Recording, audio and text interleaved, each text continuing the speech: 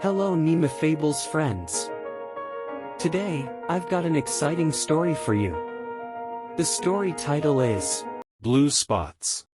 Late one night, a teenage boy and his girlfriend were on their way to a nightclub. They were driving at high speed along a deserted motorway, when they spotted a crashed car by the side of the road. They pulled over and got out to see if they could help. The windscreen was smashed and one of the doors was hanging open. Inside the car, they found the dead bodies of two men. Their faces were completely covered in blue spots. One of the men was clutching two large jars in his hands. One of the jars was empty, but the other was filled with a bright blue liquid. "Shouldn't we call the police?" asked the girl. "No way," replied the boy, shaking his head. "They'll just keep us waiting here for hours and we'll miss the nightclub. Anyway, these dudes are dead. What do they care?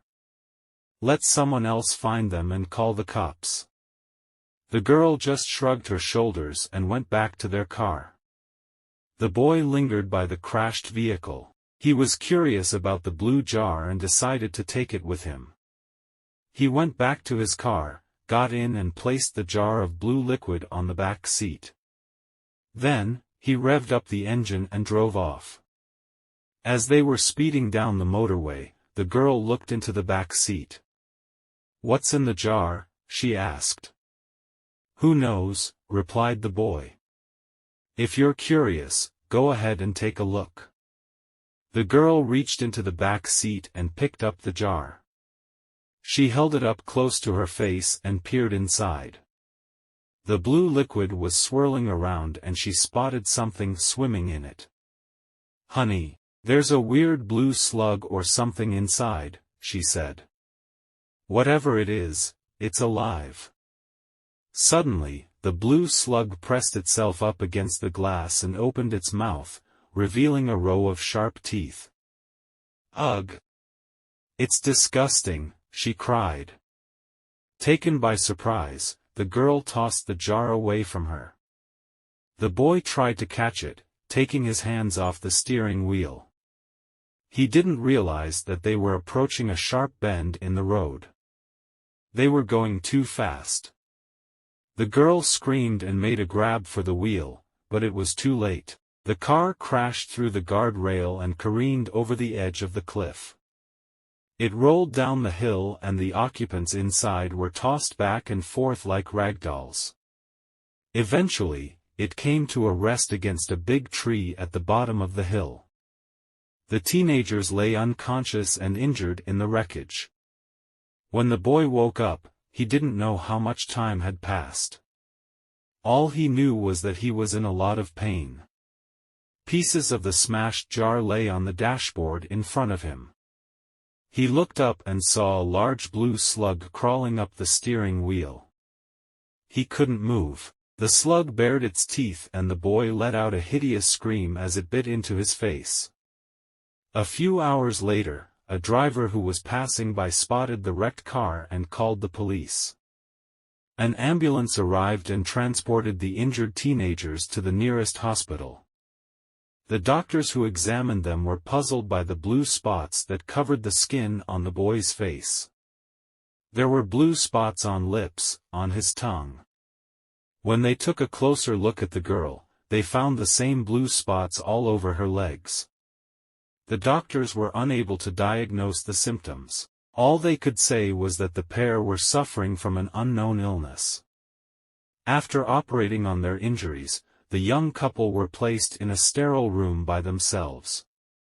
They were kept isolated from the rest of the patients in the hospital because the doctors were afraid that their strange illness might be contagious. The last thing they wanted was to have an epidemic on their hands. A week passed and the doctors were still confounded. The effects of the mysterious disease had become much worse. It was feared that the young boy and girl would die if the doctors couldn't find the correct antibiotics to cure them. The blue spots had grown larger, completely covering their entire bodies. Their skin had become dry and brittle, tearing with the slightest movement. The teenagers had lost all of their hair and their internal organs were visible through their thin, translucent skin. Despite all of this, the teenagers were still alive. However, nobody wanted to go near them. The nurses feared that they too might contract the disease. Not even the doctors would examine them without donning masks and thick gloves. They would have liked to just get rid of the unfortunate pair, but it was illegal to bury someone alive. A few weeks later, the state of the two teens had become monstrous. Their bodies had begun to swell and change color. Their internal organs were now blue as well. Even the blood flowing through their veins was blue. And yet, they were still alive. One morning, a nurse was passing by their room when she happened to hear strange and disturbing noises coming from within. Bravely, she entered the room. A few seconds later, she came running out. Her face was pale and she was trembling uncontrollably. She had seen two large blue slugs slowly crawling across the ceiling. Moral of story. The story emphasizes the importance of heeding advice, respecting boundaries, and recognizing the potential dangers inherent in unfamiliar situations.